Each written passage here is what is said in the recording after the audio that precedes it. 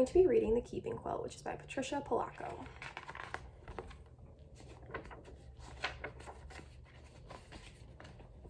When my great-grandma Anna came to America, she wore the same thick overcoat and big boots she had worn for farm work, but her family weren't dirt farmers anymore.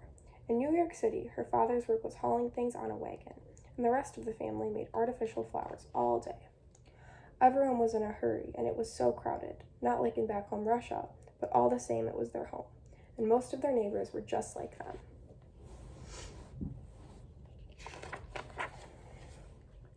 When Anna went to school, English sounded to her like pebbles dropping into shallow water. Shh, shh, shh. In 6 months, she was speaking English. Her parents almost never learned, so she spoke English for them, too. The only things she had left of back home, Russia, were her dress and the babushka she liked to throw up in the air when she was dancing.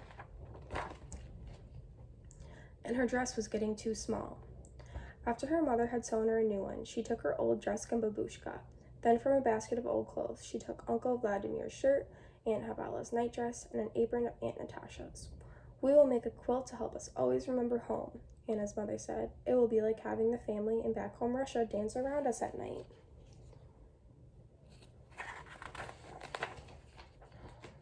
And so it was. Anna's mother invited all the neighborhood ladies. They cut out animals and flowers from the scraps of clothing. Anna kept the needles threaded and handed them to the ladies as they needed them. The border of the quilt was made of Anna's babushka.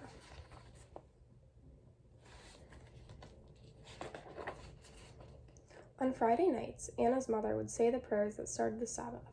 The family ate challah and chicken soup. The quilt was the tablecloth.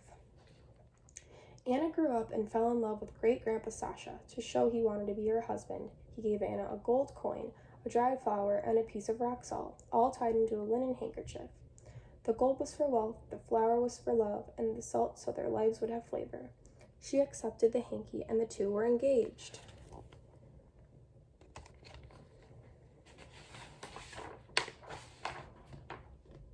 Under the wedding huppah, Anna and Sasha promised each other love and understanding. After the wedding, the men and women celebrated separately.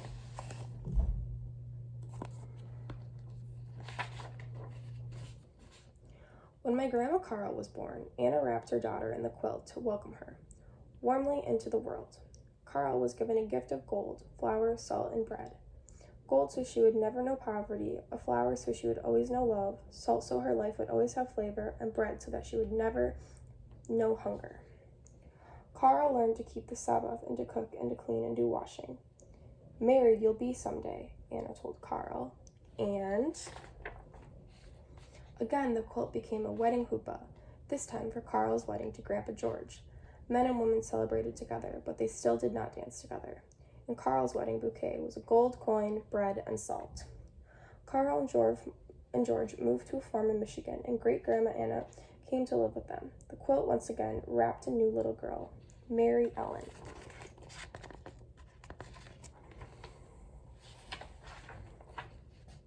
Mary Ellen called Anna Lady Grandma.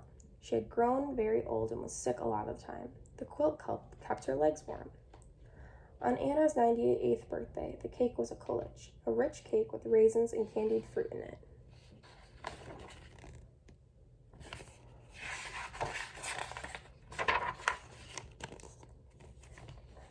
When great-grandma Anna died, prayers were said to lift her soul to heaven. My mother, Mary Ellen, was now grown up.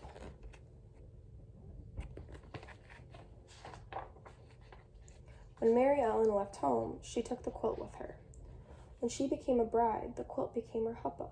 For the first time, friends who were not Jews came to the wedding. My mother wore a suit, and in her bouquet were gold, bread, and salt. The quilt welcomed me, Patricia, into the world, and it was the tablecloth for my first birthday party.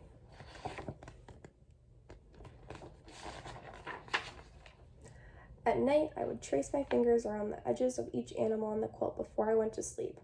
I told my mother stories about the animals on the quilt. She told me whose sleeve had made the house, whose apron had made the kitchen, whose dress had made the flowers, and whose babushka went around the edge of the quilt. The quilt was a pretend cape when I was in the building, or sometimes a tent in the steaming Amazon jungle.